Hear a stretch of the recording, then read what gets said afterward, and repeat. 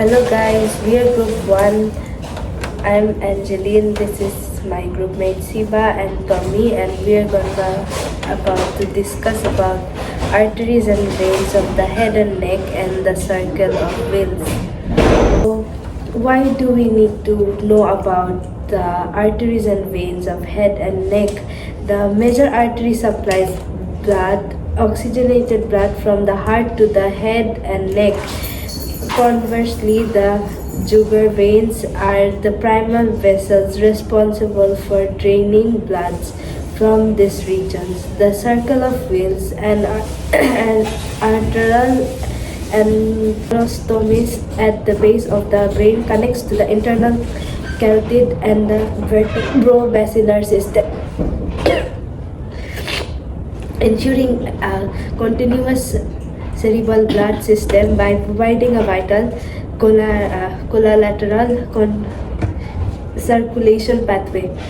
In gross anatomy, the major arteries and veins are divided into two. For the major arteries, it's common carotid arteries and the verbal arteries, and for the veins, one is internal jugular veins and external jugular veins. In dentistry, why is it important to know about the arteries and the veins of the head and neck?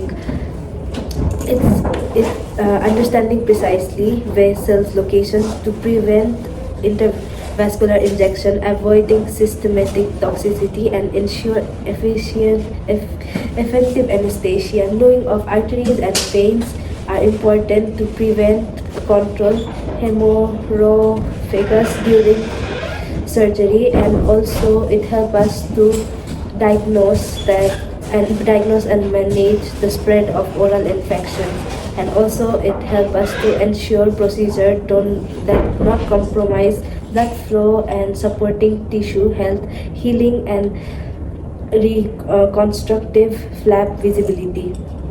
Maintaining awareness for vessels such as the cardiac arteries to prevent life-threatening injuries during injections and help identify signs of underlying system in cardiovascular condition. So now I'll take over and now we'll discuss about the major arteries of head and neck. So one of the major arteries, the major arteries are divided into two major systems. The first is the carotid system and the second is the vertebrobasilar system.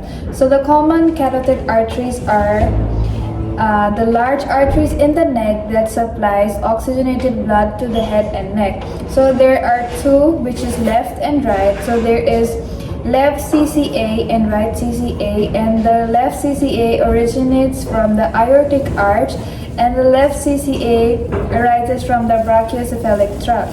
So we also have here the carotid sinus, which is a slight dilation that contains the beta receptors, which are sensitive to changes in arterial blood pressure, and this information from the baroreceptors is relayed to the brain to regulate blood pressure and heart rate. And now we have the carotid body, which is an oval-shaped clusters of cells, also known as chemoreceptors, located at the bifurcation. It is sensitive to chemical composition of the blood, such as decreased oxygen and increased carbon dioxide, and decreased pH, and helps regulate the respiratory rate.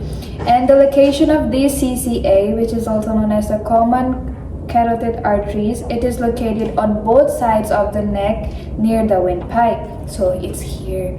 Okay. So the course and bifurcation of these arteries is that it ascends on both sides of the neck within the carotid sheath at the level of the superior border of the thyroid cartilage, which is the roughly C4, and the vessel bifurcates, which splits into external and internal carotid arteries, which is ECA and ICA. So for the first one, external carotid artery, it is the one that supplies blood to the face and the neck. It is a major blood vessel, and it branches off from the common carotid artery CCA and runs upward, giving off several smaller branches before dividing into two terminal branches, the maxillary and the superficial temporal artery within the parotid gland.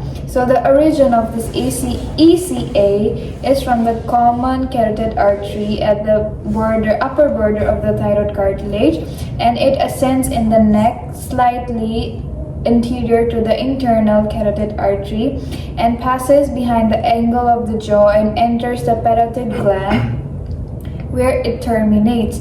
And then the ECA has further 8 major branches.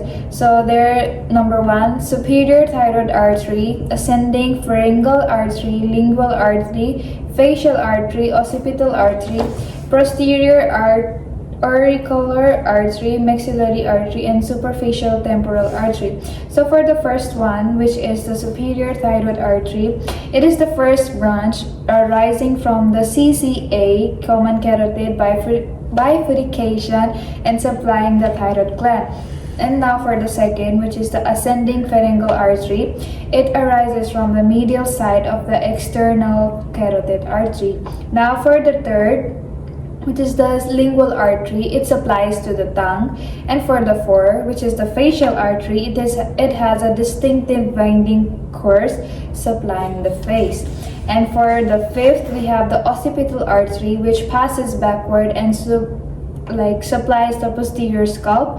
And for the sixth, we have the posterior auricular artery, which supplies the ear and the muscles behind it. And now for the seventh, we have one of the 2 terminal branches which supplies the deep structures within the face, which is the maxillary artery. And it is a major branch of the ECA, which arises from its terminal branches. It supplies, as I told you earlier, deep structures of the face, including the mandible and the muscles and the part of the intratemporal and palatine foci. And for the origin of this is that it is arising from the ECA located in the neck, running upward and divides into 2 final branches near the ear. One of these is the maxillary artery. Now for the last one, we have the superficial temporal artery, which is another terminal branch supplying the scalp. And now for the function, finally. The function of the ECA, as I mentioned earlier, is supplying blood to all the structures in the front of the neck, the face, and the scalp. It also supplies blood to the brain. So for the key arteries, as I told you earlier, is the maxillary artery, inferior alveolar artery, and the superior alveolar arteries. And now we will look at the internal carotid artery, which supplies blood to the brain, which is also known as ICA. It is a major branch of common carotid artery and it supplies several parts. It travels upward through the neck and enters the skull through the external opening of the carotid canal, but it supplies several parts of head with blood, such as brain and orbit or the eye socket, as it takes its winding path. It originates from the carotid bifurcation in the neck, where the common CCA splits.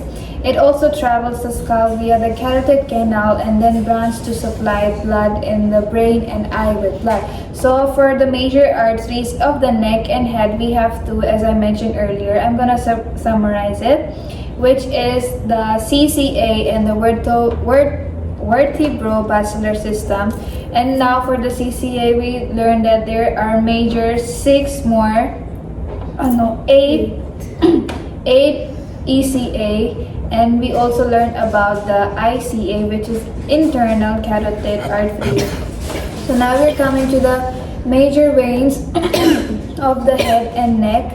So for the major veins of the head and neck, first we have the internal jugular vein, which is also known as IJV, which is the main venous drainage of the blood-brain and also collects blood from the superficial parts of the face and neck.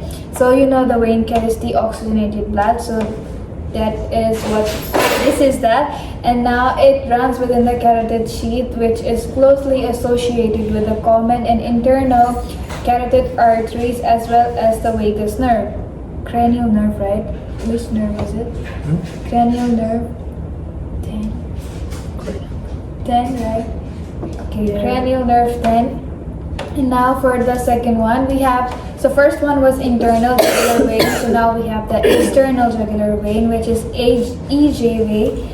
EJV. So it's a superficial vein formed by the junction of the posterior division of the rectomandibular vein and posterior auricle vein, and is often visible beneath the skin as it crosses the sternocleidomastoid mastoid muscle. Because of its superficial location, the EGV is frequently used in the clinical practice for venous access, such as administering intravenous therapy or drawing blood. And now we have another vein, which is the third one, the facial vein, which connects to the cavernous sinus within the cranial cavity through the superior ophthalmic vein in the deep facial vein, providing a pathway through which infections can spread. So this connection is especially significant in danger triangle of the face, the area extended from the corners of the mouth to the bridges of the nose, because infections in this region, such as pimples or boils, may travel and lead to serious complications like cavernous sinus thrombus or brain abscesses. And now for the last one, it is pterygoid venous plexus, which is a dense network of veins located in the infratemporal fossa surrounding the lateral, muscle, and maxillary artery. It is a direct relevance in dental procedures, particularly during the posterior superior alveolar nerve block. If the needle is inserted too deeply or angled improperly during this injection, it can puncture the venous plexus and result in a hematoma. So, I'll summarize my part. So for the major arteries of the head and neck, we have two major systems, the carotid system and the vertebrovascular system. And in the carotid system, we learned about CCA, there are two, left and right CCA. And further, we learned about ECA, which is external carotid artery, and internal carotid artery. And within the external carotid artery, we have 8 more branches. And yeah, that's it. For the major veins of the head and neck, we have the IJV, which is internal jugular vein, external jugular vein, facial vein, and then pterygoid venous plexus. And I'll hand it over to Tommy.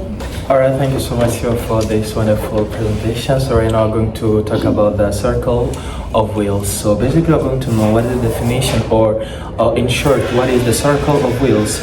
In short, the circle of Willis is a ring-shaped arterial structure at the base of the brain that connects the anterior and posterior circulation. This is in short what is the circle of Willis all about, like a shape. It's a ring shaped that connects the anterior and posterior circulation. So let's see the major contributors of the circle of Willis. So the circle of Willis is formed mainly by the internal carotid arteries, ICA, and vertebral arteries posteriorly, which merge to form the basilar artery. So let's see the component of the circle of Willis. We have 4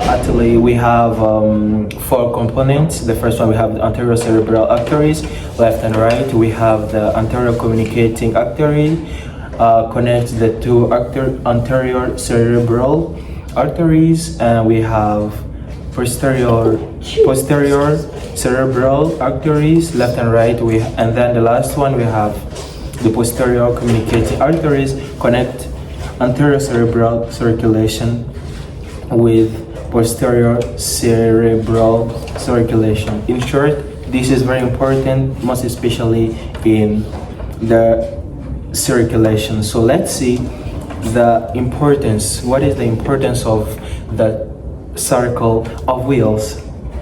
This circle of Willis provides collateral circulation, meaning it allows blood to reroute through alternative pathway.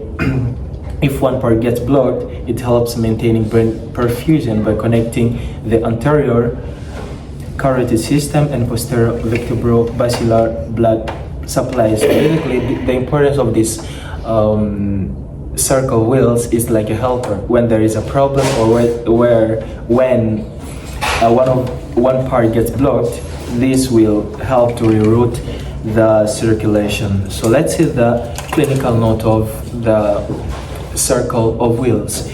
The clinical note in case of stroke mechanism: if an artery supplying the brain narrows or is blocked, the circle of Willis can reroute blood flow. However, in some individuals, the circle may be incomplete or dysfunctional, making them susceptible to stroke. So when there is a problem, or in case of stroke, this circle of Willis will help, as I mentioned earlier, the importance of the circle of Willis will help to reroute the blood circulation, or it can help maintain the brain perfusion. So let's see the high-heeled dental connection. What is the connection of dentistry here?